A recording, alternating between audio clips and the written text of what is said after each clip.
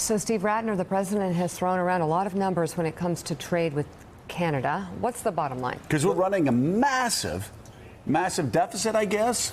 Justin, in between fighting champions and doing one-arm push-ups, he's snookering us. How big is our trade deficit with Canada?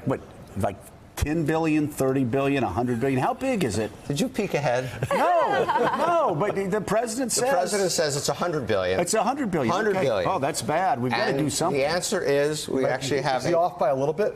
We actually have a trade surplus with Canada. Wait, hold on. What? What? That We can't actually have a trade surplus. You see it right there. Seriously. And This is some weird bizarro world thing. Come on, man. And we have a trade deficit with the rest of the world, which is actually also $300 billion less than he says it is, but let's put that little detail aside. But the fact is that since the recession, which is actually good for our trade balance, ironically, we now have a trade surplus with Canada, which is our largest trading partner. But the president says we have a trade deficit.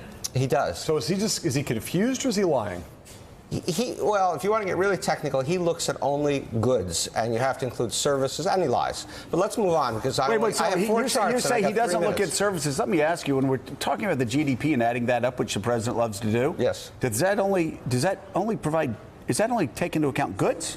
No. Services. So you're saying it takes in goods and services. Like services are a big part of the economy. Like right? services are a big That's part not of a our small economy. part of the economy. Oh, okay, so GDP does, so that's how we calculate. Just to be clear. Okay, chart number 2. These terrible dairy tariffs that he puts on us, 270% on our farmers. Another small fact that we should all be aware of, which is that we actually have a trade surplus with Canada in dairy that we actually export to them twice as much as we import. I will say honestly, that shocks me, because from everything I've heard, even like there are people trying to defend Donald Trump. Go, well, it is a horrible, horrible thing what they do with us regarding dairy. All right, Alex has 2 minutes. By the way, dairy is an infinitesimal part of our trade with Canada. Yes, it is.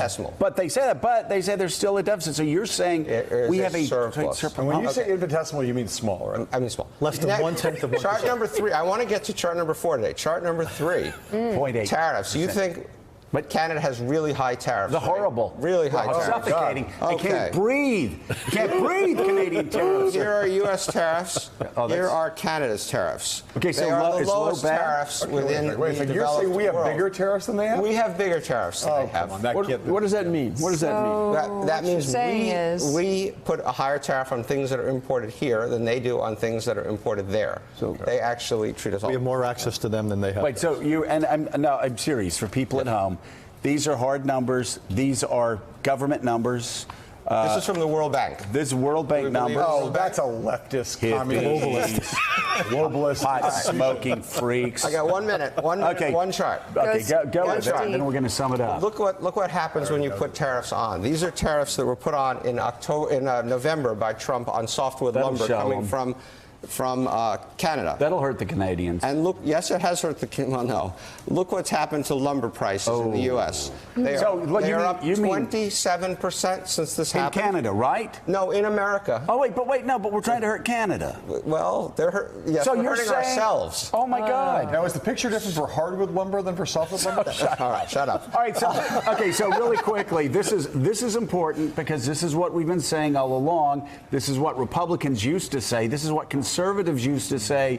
Tariffs end up hurting the working class and the middle class more than anybody else. And this Donald Trump tariff tax is hurting working class Americans. Average increase in home prices projected by the home builders, $6,388 in the cost of building a house because of these tariffs. So to summarize, seriously, Canada has much lower tariffs than the United States of America. Yeah. We are not running a trade surplus, a trade deficit with Canada. We are running a trade surplus. It is the Canadians who are running a trade deficit with us.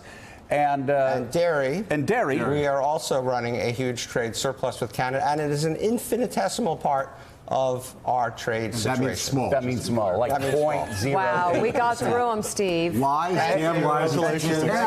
And more importantly, and most importantly, for people at home, seriously, anytime Donald Trump talks about tariffs and talks about America first, he's talking about putting working class consumers last. This is a massive tax on the very people who can't afford it when they go to Walmart, when they go to Home Depot, when they go to wherever they And it go. will cost more jobs than it saves. Yeah. Because Oh those my prices are God. going up. All the people who have to make things based on those materials, their jobs will start to disappear. This will cost the American worker. Coming up, President Trump is still raving about his new favorite dictator, boasting about their great relationship while slamming the, quote, haters.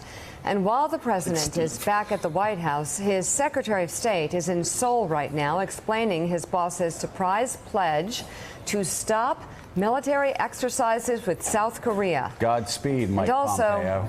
erratic tweets aside, Mitch McConnell says he could not have asked for a better partner on policy than Donald Trump. You know, Mitch has been a huge supporter of tariffs and national debt for a long We'll time. get more of the Senate Majority Leader's conversations with Heidi ahead on Morning Joe.